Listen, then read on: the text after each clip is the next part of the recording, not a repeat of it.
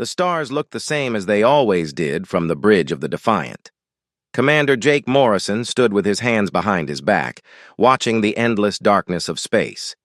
He had been patrolling this sector for 3 months now, and nothing interesting had happened. The colonies out here were peaceful, farmers and miners who just wanted to live their lives far from Earth's crowded cities. "Sir, we have something on the sensors," Lieutenant Kevin Barnes called out from his station. His voice had an edge to it that made Jake turn around quickly. "What is it?" Jake walked over to look at the display screen. "Unknown ships. Big ones. They just appeared at the edge of the system." Kevin's fingers moved across his controls, bringing up more information.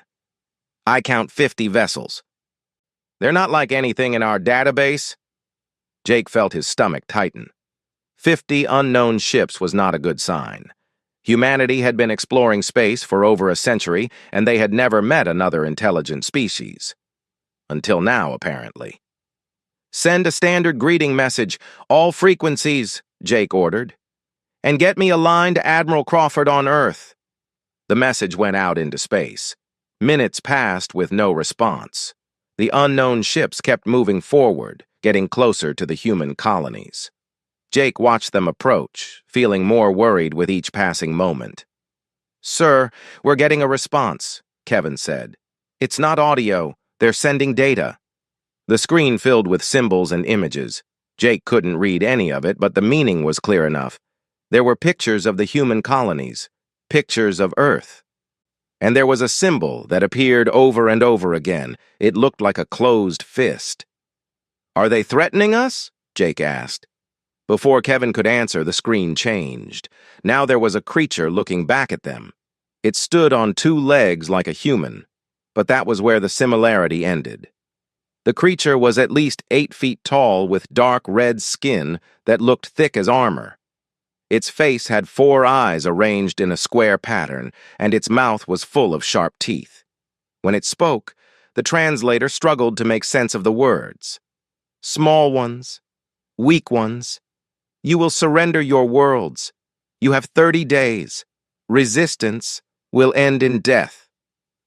The screen went black. Jake stared at it for a long moment.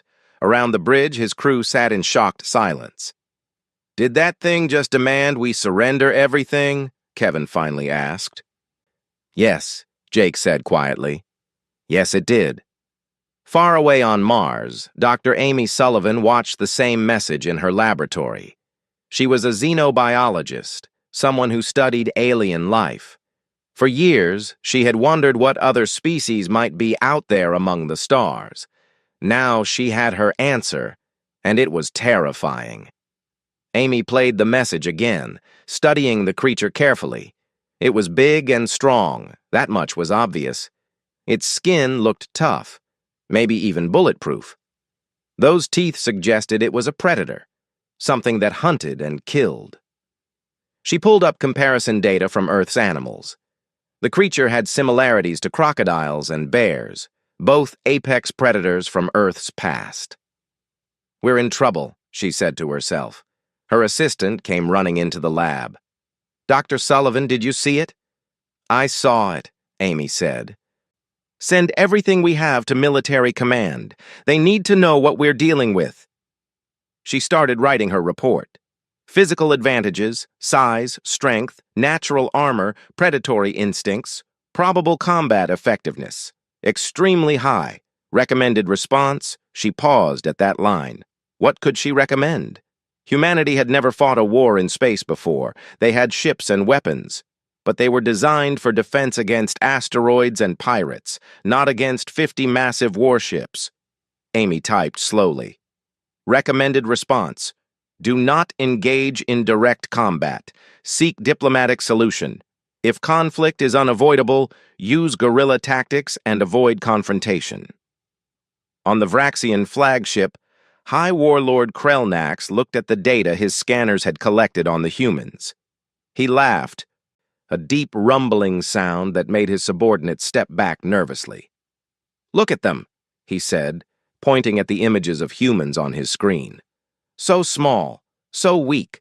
No armor, no claws, no natural weapons at all. How did such pathetic creatures ever survive long enough to build ships? His second-in-command, a warrior named Vexilon, looked at the data more carefully. My lord, they have spread across many worlds. That suggests they are at least intelligent. Intelligence means nothing without strength, Krelnax said. We have conquered 200 species in 4,000 years. Most of them were intelligent. All of them are now slaves or extinct. These humans will be no different. He pulled up records from their previous conquests. The Torelli had been strong, with thick shells and powerful claws. It had taken the Vraxian Dominion 10 years to defeat them. The Zinthari had been fast and clever, using advanced technology. They had lasted 15 years. But the humans? Krelnax estimated it would take less than 3 months. They have no chance, he said confidently. Prepare the first wave. We will take their worlds and add them to the Dominion. Their surrender or their extinction, the choice is theirs. Back on the Defiant, Jake Morrison received orders from Earth. Admiral Crawford's message was short and direct. Do not engage. Fall back to defensive positions. Buy us time. Jake understood what that meant. Earth needed time to prepare. The colonies needed time to evacuate civilians. And he needed to figure out how to fight an enemy that seemed unbeatable. Kevin, send a message to all human ships in the sector. Tell them to rally at Epsilon Reach. We're going to make a stand. A stand, sir? Against 50 ships? We don't have a choice, Jake said. If we run, they'll just chase us all the way to Earth. Better to fight them here on our terms. He looked out at the stars again. Somewhere out there, an alien fleet was coming to destroy everything humanity had built. They thought humans were weak. They thought this would be easy. Jake smiled grimly. They were about to learn that humans didn't give up. Ever. The 30-day countdown had begun. The 30 days passed too quickly. Jake Morrison had gathered every human ship he could find at Epsilon Reach, a small colony on the edge of human space. He had 18 ships total. The Vraxians had 50. The math was not good. They're coming out of hyperspace now, Kevin Barnes announced from his station. Right where we expected them. Jake watched as the Vraxian fleet appeared on his screens. The alien ships were huge, at least 3 times the size of human vessels. They moved in a perfect formation like they had done this 1,000 times before. They probably had. All ships, this is Morrison. Remember the plan? Hit and run. Don't try to stand and fight. We're faster than they are. Use that advantage. Jake took a deep breath. Good hunting. The Vraxian fleet moved forward in a straight line toward the colony.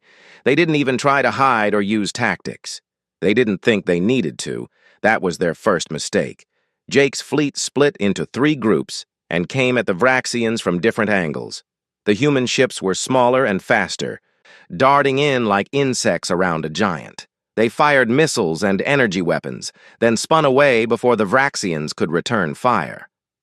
On the Vraxian flagship, Krelnax watched with growing annoyance. The humans were running away like cowards. They would hit his ships and then flee before his gunners could target them properly. This is beneath us, he growled. They fight like frightened children.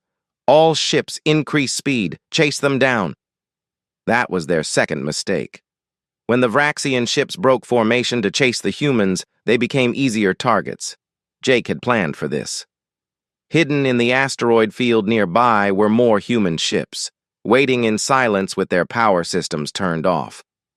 Now! Jake shouted into his communicator. 20 more human ships powered up and opened fire. The Vraxians were caught between 2 forces. Their shields held against the first attacks, but the humans kept firing. They used nuclear missiles, electromagnetic pulses, and kinetic weapons, anything that could damage the alien ships. The first Vraxian ship exploded in a brilliant flash of light, then a second one, then a third. Krelnax couldn't believe what he was seeing. His ships were dying. The small, weak humans were actually destroying his fleet.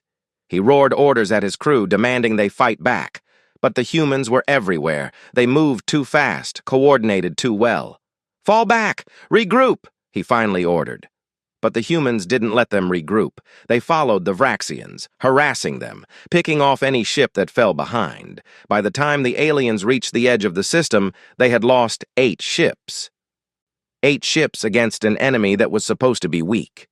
On the surface of New Montana Colony, Commander Nicole Hayes prepared her Marines for what was coming. The space battle had gone better than expected, but some Vraxian ships had made it past Jake's fleet. They were landing on the planet right now. "Remember your training," Nicole told her troops. "These aliens are bigger and stronger than us. Don't try to fight them head-on. Use the terrain, use ambushes, make them pay for every step forward." The first Vraxian ground troops came down from orbit in massive dropships. When the doors opened, warriors poured out, roaring their battle cries. They stood 8 feet tall in their armor, carrying weapons that could punch through concrete. They expected the humans to run. Instead, the humans opened fire from hidden positions. Snipers took shots from buildings. Machine gun nests fired from behind barricades. Mines exploded under the Vraxian advance. The aliens were tough. Their armor absorbed shots that would have killed a human. But the humans kept firing. They aimed for joints in the armor, for the face, for any weak spot they could find. And when the Vraxians got close, the humans fell back to the next defensive position. One Vraxian warrior chased a group of Marines into a building. He thought he had them cornered. Then the building exploded. The humans had rigged it with explosives and detonated it remotely. The warrior died buried under rubble. This happened again and again. The Vraxians would take a position, and then the humans would blow it up or collapse it. The aliens were strong, but they fought like they always did, with direct assaults and overwhelming force. The humans fought like they were defending their homes because they were.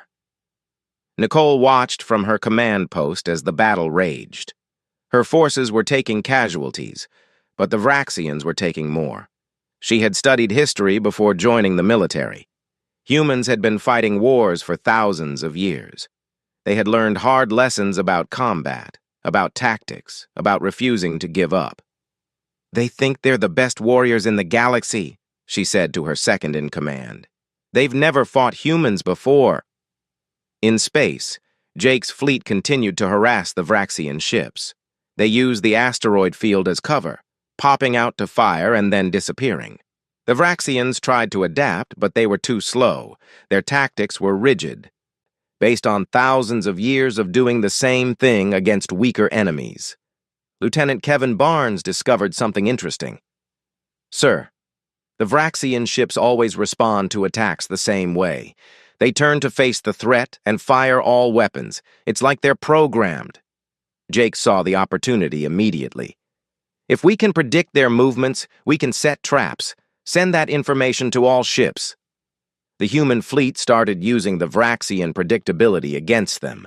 They would attack from one direction, and when the aliens turned to face them, another human ship would hit them from behind. The Vraxians lost 3 more ships this way. Krell Nax was furious. He had brought 50 ships to conquer these pathetic humans. Now he had only 39 ships left, and the battle had been going on for just 2 days. 2 days. Most species surrendered after seeing the Vraxian fleet. These humans were actually fighting back. "Send a message to the High Council," he ordered. "Request reinforcements." His officers looked at each other nervously. Requesting reinforcements meant admitting weakness. The High Warlord had never needed help before.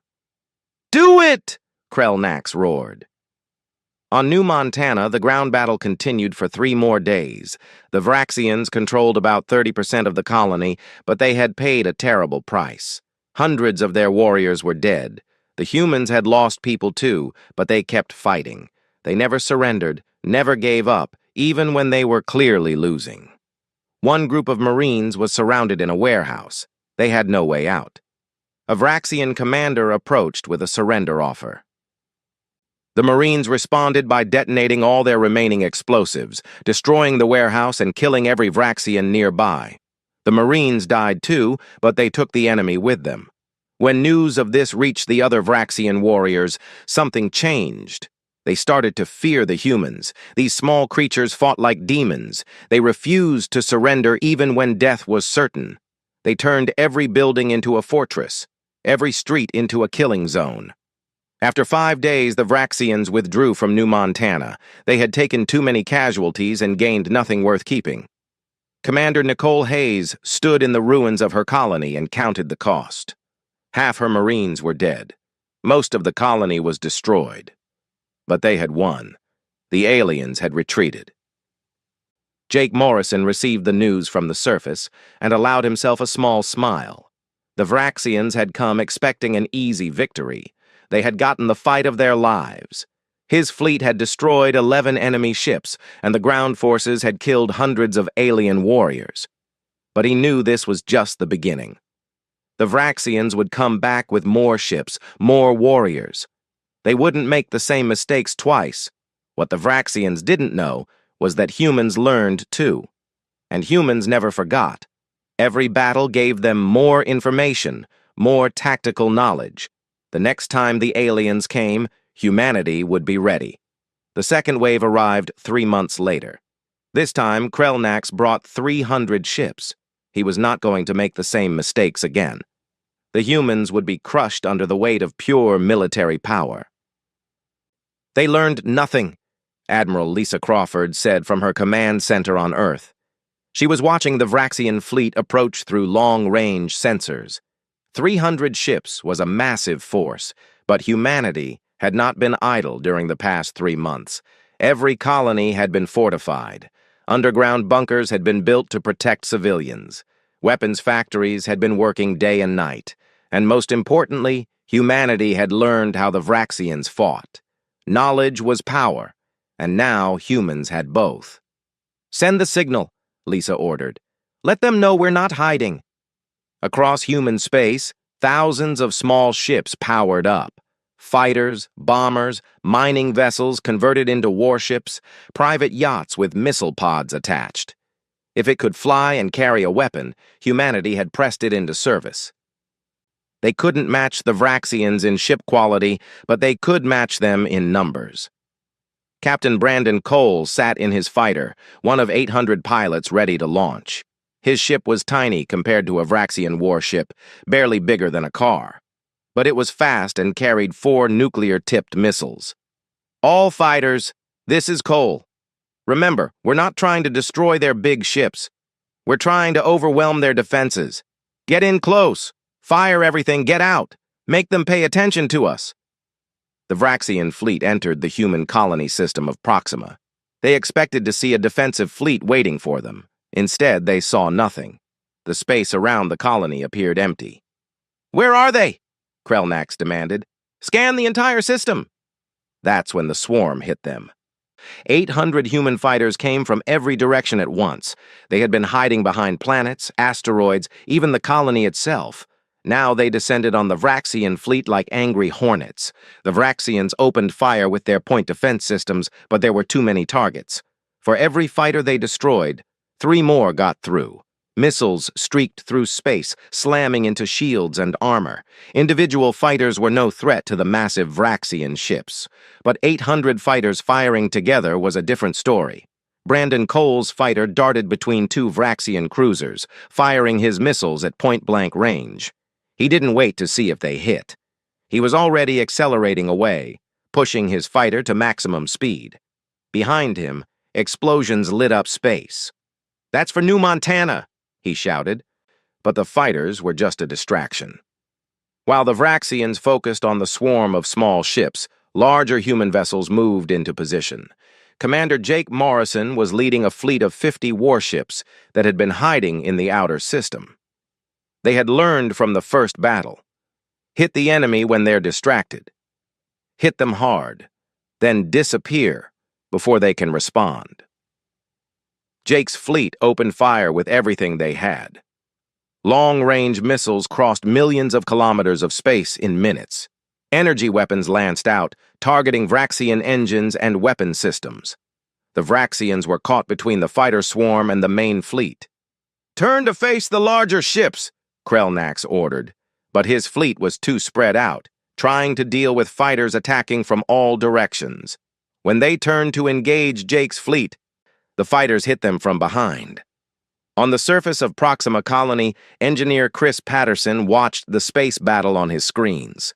He was responsible for the colony's defenses, and he had prepared a surprise for any Vraxians who made it to the ground. "They think we'll fight like last time," Chris said to his team. "They're wrong."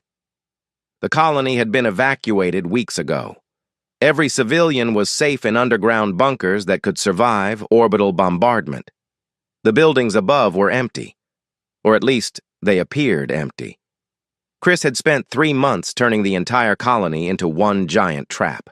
Every building had been rigged with explosives. The streets were lined with mines. Even the power plant had been converted into a massive bomb. If the Vraxians wanted Proxima, they could have it, but it would cost them dearly. In space, the battle raged for hours.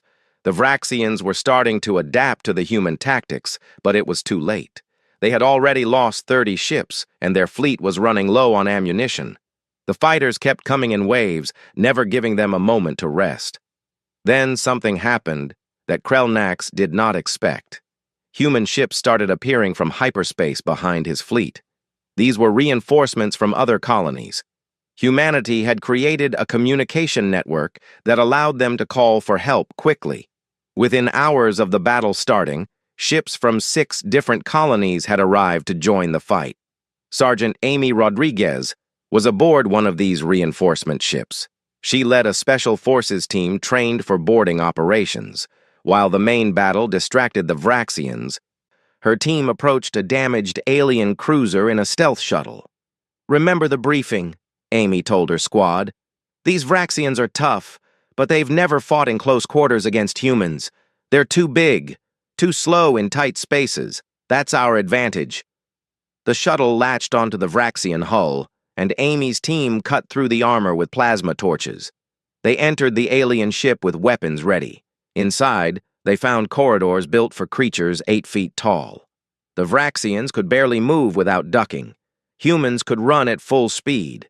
Amy's team moved through the ship like ghosts, setting charges on critical systems. When they encountered Vraxian warriors, the fighting was brutal. The aliens were stronger, but humans were faster and fought with a viciousness that shocked their enemies. One of Amy's soldiers, a man named Danny Price, tackled a Vraxian warrior twice his size and stabbed it repeatedly with a combat knife until it stopped moving.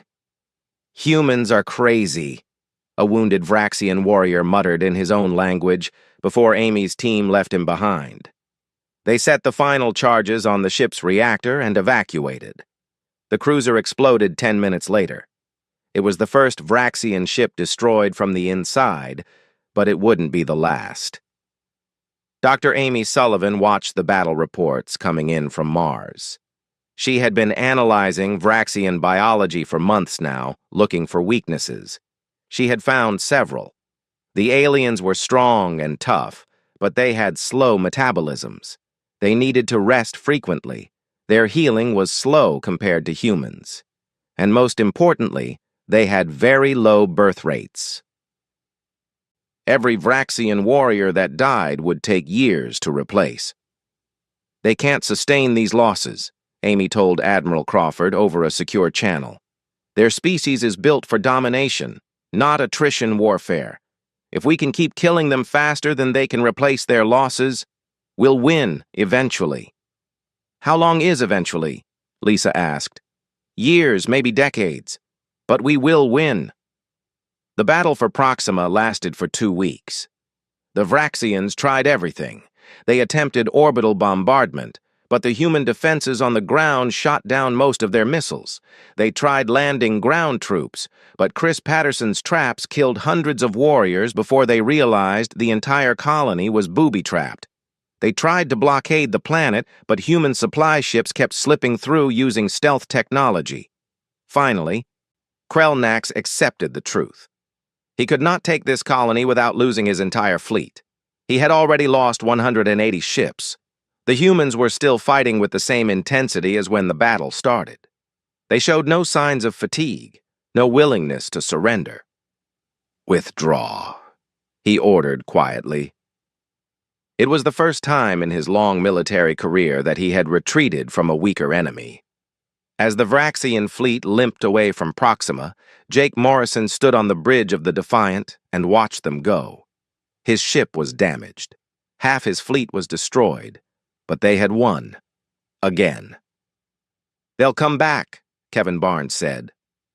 "I know," Jake replied, "but each time they come back, we'll be ready. We'll learn from every battle. We'll get stronger." Brandon Cole landed his fighter after the battle and climbed out exhausted. He had been flying for 14 hours straight. His squadron had lost half its pilots, but they had stopped 300 enemy ships with nothing but small fighters and determination. "Did we really just do that?" his co-pilot asked. "Yeah," Brandon said, looking up at the stars where the Vraxian fleet was retreating. "Yeah, we did." Back on the Vraxian flagship, Krelnax stared at casualty reports. He had lost nearly 200 ships and thousands of warriors. The humans had lost more in total numbers, but they didn't seem to care. They just kept fighting. For the first time in his life, the High Warlord felt fear. The Vraxian High Council refused to believe Krelnax's reports. A species of small, weak creatures had destroyed nearly half of 2 attack waves? It was impossible. It had to be lies or cowardice. "You shame the Dominion," the council leader told Krelnax over the communication channel. "You will lead the third wave yourself. 1,000 ships. If you fail again, you will be executed for incompetence." Krelnax knew this was his last chance. 1,000 ships represented a quarter of the entire Vraxian military. The High Council was committing massive resources to crush humanity. He would not fail this time. He could not. But while the Vraxians prepared their largest fleet ever, humanity was not sitting idle. Admiral Lisa Crawford had a bold plan. If the aliens were bringing 1,000 ships to attack human space, humanity would strike at Vraxian space first. "We've been defending," Lisa said to her senior commanders. "It's time to attack. General Webster, your ground forces are ready?" General Paul Webster nodded. He was a career soldier who had fought in Earth's last war 20 years ago. He understood something important about humans. They were not the strongest species or the fastest, but they could endure. They could fight for days, weeks, months without rest, and they never gave up. "My troops are ready," Paul said. "We've studied the Vraxian biology reports from Dr. Sullivan. We know their weaknesses now." Lisa looked at Commander Nicole Hayes, who had been promoted after her defense of New Montana. "You're leading the special operations teams?" "Yes, ma'am," Nicole said. "We've trained 50 boarding crews. We know how to fight inside their ships now. We know how to kill them in close quarters." The plan was risky. While Krelnax's third wave approached human space, Lisa would send fast attack fleets into Vraxian territory. They would hit supply depots, shipyards, and colony worlds. They would force the Vraxians to fight on 2 fronts. The third wave arrived at the human colony of New Earth. Krelnax had learned from his previous failures. This time, his fleet moved slowly and carefully. Scouts checked for ambushes. Ships stayed in tight formation. He would not be surprised again. But humans had learned too. Jake Morrison was waiting with the largest human fleet ever assembled. 200 warships, 3,000 fighters, and countless support vessels. Behind them was New Earth, a planet that had been fortified until it was practically a fortress.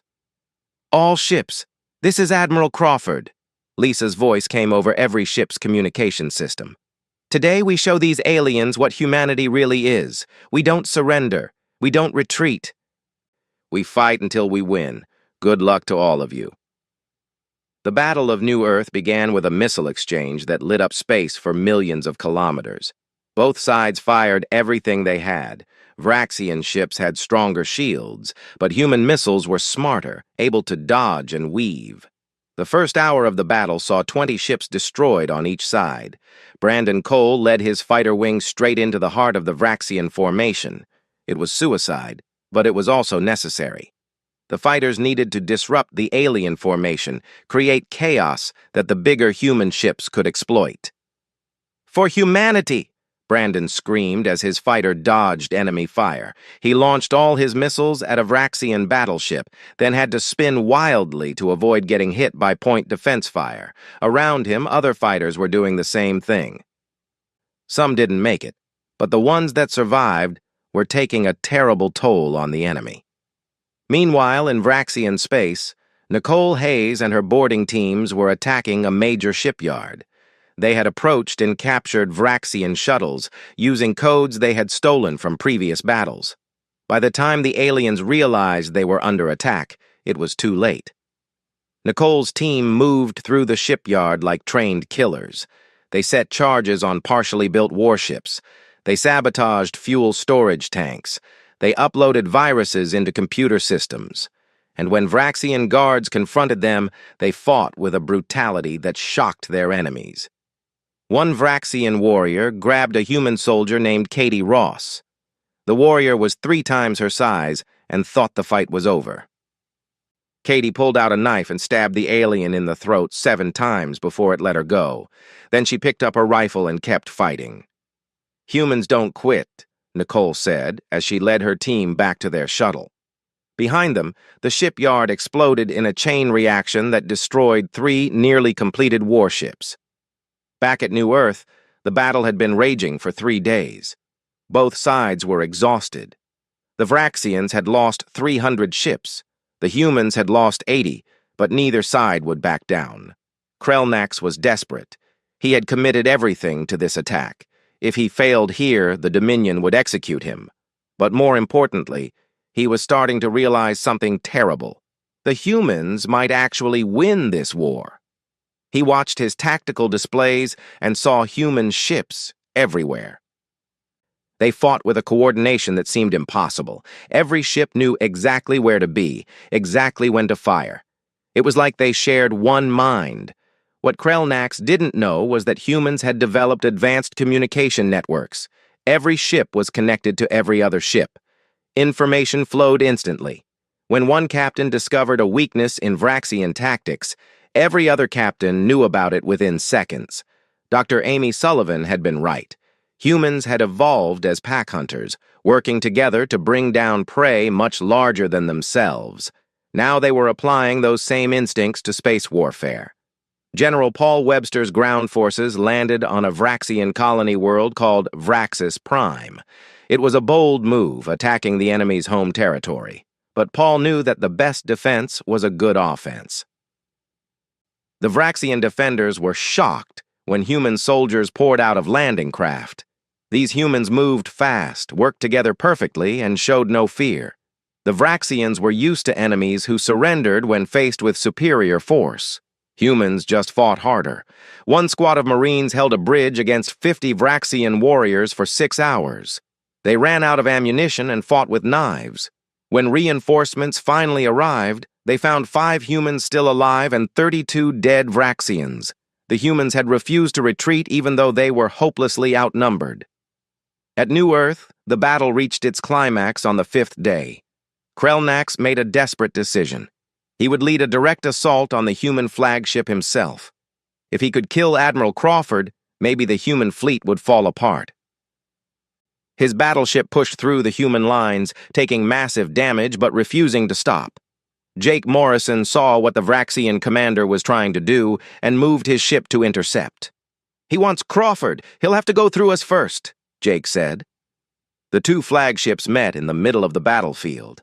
They exchanged fire at point-blank range, their shields sparking and failing. Inside both ships, crews struggled to keep their vessels alive while damage mounted. "Hull breach on deck 7, Kevin Barnes shouted. "We're venting atmosphere." "Seal it off," Jake ordered. "Keep firing." On the Vraxian flagship, Krelnax was having the same problems. Human weapons were tearing his ship apart. He had underestimated these creatures again. They were not weak. They were not prey. They were predators, just like his own species. Maybe even more dangerous. "My lord, we must retreat," his second officer pleaded. "No!" Krelnax roared. "I will not shame the Dominion again! I will not—" His words were cut off as a human missile penetrated the ship's damaged shields and struck the bridge directly. The explosion killed Krelnax instantly. Without their commander, the Vraxian fleet began to fall apart. Ships that had been fighting in coordination started to act independently. Some tried to retreat. Others tried to continue the fight. The humans pressed their advantage, destroying ship after ship. By the time the battle ended, the Vraxians had lost over 500 ships. Their third wave, the largest military force they had ever assembled, was destroyed. Less than 500 ships escaped to return to Vraxian space. Jake Morrison stood on his damaged bridge and watched the alien ships flee. His own ship was barely functional. Half his crew was dead or wounded, but they had won the most important battle of the war. "Get me a damage report," he said tiredly, "and someone find out if Admiral Crawford is still alive." "I'm here, Commander," Lisa Crawford's voice came over the communication system. "Battered but alive. As is humanity." Across Vraxian space, news of the defeat spread quickly. 3 waves had been sent to conquer humanity. 3 waves had been destroyed, and now humans were attacking Vraxian worlds, something no enemy had ever done before. The High Council met in emergency session. For the first time in 4,000 years, the Dominion faced the possibility of defeat. They had always been the hunters. Now, they were being hunted. "We must seek peace," one council member said quietly. The others looked at him in shock, but no one disagreed. The message arrived at Earth 3 weeks after the Battle of New Earth. It was short and written in broken human language.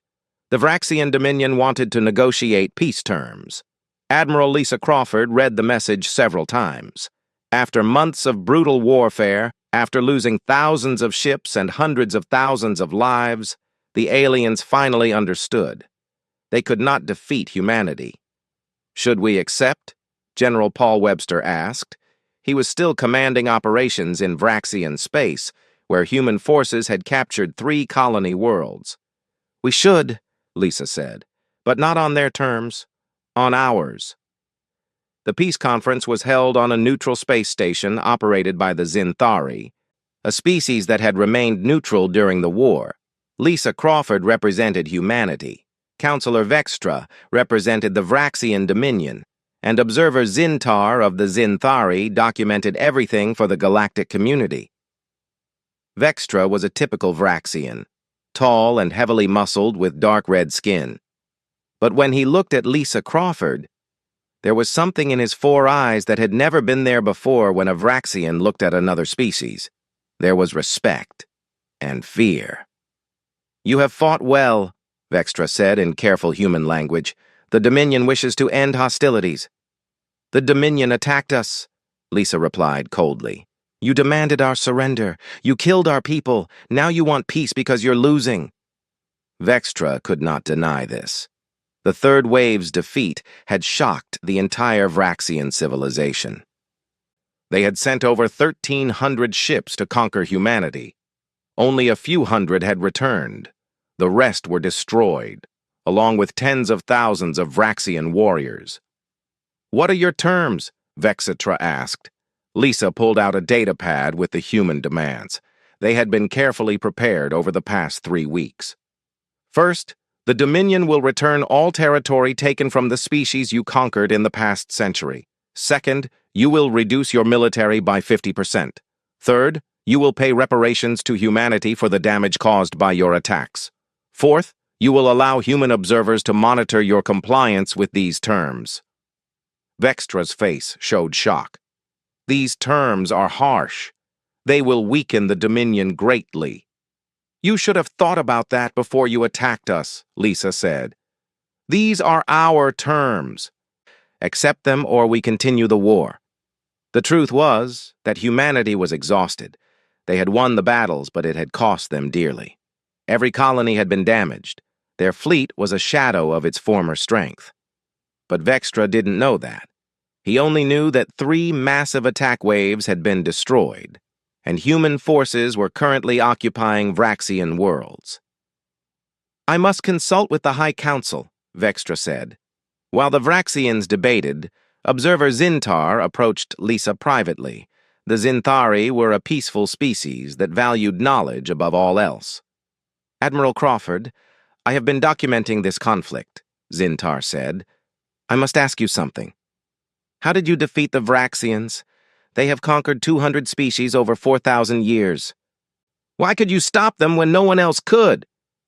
Lisa thought about the question carefully. "Because we're human," she finally said. "The Varaxians looked at us and saw weakness. Small bodies, no natural armor, no claws or fangs. They thought we were prey." "But you are not prey," Zintar said. "No, we're not. Humans evolved on a death world. Earth was brutal. We survived ice ages, droughts, predators that were bigger and stronger than us. We survived because we worked together. We survived because we refused to give up. We survived because we learned to fight smarter, not harder." She pulled up images on her datapad, showing Earth's history. Wars that had lasted decades. Battles where humans had refused to surrender even when defeat was certain. Inventions created under pressure of survival. "We've been fighting for our entire existence as a species," Lisa continued. "The Vraxians fight because it's their culture. We fight because it's in our DNA. Every human carries the genes of survivors. People who refused to quit when everything was against them." Zintar listened carefully and took notes. "There is more, I think." "Yes. The Vraxians fight as individuals even when they're in groups. Each warrior wants personal glory. But humans fight as a unit. We protect each other. When one of us falls, the others fight harder. It's called pack bonding. We form emotional connections with our fellow soldiers. We die for each other because they're not just comrades, they're family." Ambassador Kevin Turner joined the conversation. He had been sent to assist Lisa with the negotiations. "There's also our endurance," he added. "Humans can fight for days without rest. We can march for hours. We can survive on minimal food and water. The Vraxians are stronger, but they tire quickly. In a long war, we'll always outlast them." Dr. Amy Sullivan arrived at the space station the next day. She brought detailed reports on Vraxian biology that she had compiled during the war. Lisa asked her to present the information to Zintar for his records. "The Vraxians are apex predators on their homeworld," Amy explained. "They evolved to hunt large prey through overwhelming physical force. They're incredibly strong and tough, but they have slow metabolisms. They need to rest frequently after exertion. Their reproduction rate is also very slow. A Vraxian female produces maybe 5 offspring in her lifetime." She pulled up comparison data. Humans, by contrast, evolved as persistence hunters. We chase prey for hours until it collapsed from exhaustion. We can go days with little sleep, and our reproduction rate is much higher. We can replace our losses quickly. The Vraxians cannot. So in a war of attrition, humanity will always win, Zintar said. Exactly. And there's one more thing. Amy pulled up psychological profiles. Humans are capable of extreme violence when threatened. We can turn off our empathy and become efficient killers, but we can also cooperate on a massive scale. We built a civilization that spans dozens of star systems by working together. The Vraxians conquer through force. We build through cooperation. After 5 days of deliberation, Vextra returned with the High Council's decision. They accepted the human terms, all of them. The Dominion would reduce its military, free conquered species, and pay reparations. It was the greatest defeat in Vraxian history. There is one thing I must know, Vextra said to Lisa before leaving. 3 waves, over 1,300 ships, tens of thousands of warriors. None returned to tell us what happened. None. How did you do it? Lisa met his eyes steadily. We didn't let them. Every battle we made sure there were no survivors. We jammed your distress calls. We destroyed escape pods. We hunted down every ship that tried to flee. We wanted your High Council to send more ships, more warriors. Because every ship you sent, we destroyed. And you couldn't learn from your mistakes because no one survived to tell you what we were doing. The color drained from Vextra's face. That is ruthless. That is survival, Lisa corrected. You came to our space intending to kill or enslave us. We responded with total war. You wanted to see what humans are capable of? Now you know. Vextra left the station shortly after. The peace treaty was signed. The war was over. Observer Zintar spent the next month compiling his report on the Human-Vraxian War. He titled it, "No One Returned After Battling Humanity." The report spread quickly through the galactic community. Every species read it. Every species learned what had happened. The report detailed human tactics, biology, psychology, and combat effectiveness. It explained how a species with no natural weapons had defeated the Dominion. It described human endurance, adaptability, and refusal to surrender. But most importantly, it included a warning. Humans appear weak by physical standards, Zintar wrote. This is a fatal error in judgment. They are perhaps the most dangerous species in the galaxy because they combine intelligence, endurance, and violence in ways never seen before. They fight as coordinated units. They refuse defeat even when death is certain. They learn from every battle and adapt quickly. Most importantly, they have no concept of acceptable losses. They will fight until they win or until they are extinct. There is no middle ground with humans. The report concluded with a simple recommendation that every species took to heart. Do not provoke humanity. Do not threaten their worlds. Do not assume their size indicates weakness. The Dominion sent 3 waves. None returned. Let that be a lesson to all who would challenge Earth and its children. Back on Earth, Jake Morrison retired from active service. He had fought in every major battle of the war and survived. He bought a small house on the coast and spent his days looking at the ocean. Sometimes at night, he would look up at the stars and remember the battles. Brandon Cole received a medal for his heroism during the war. He had flown over 100 combat missions and survived when most of his squadron had not.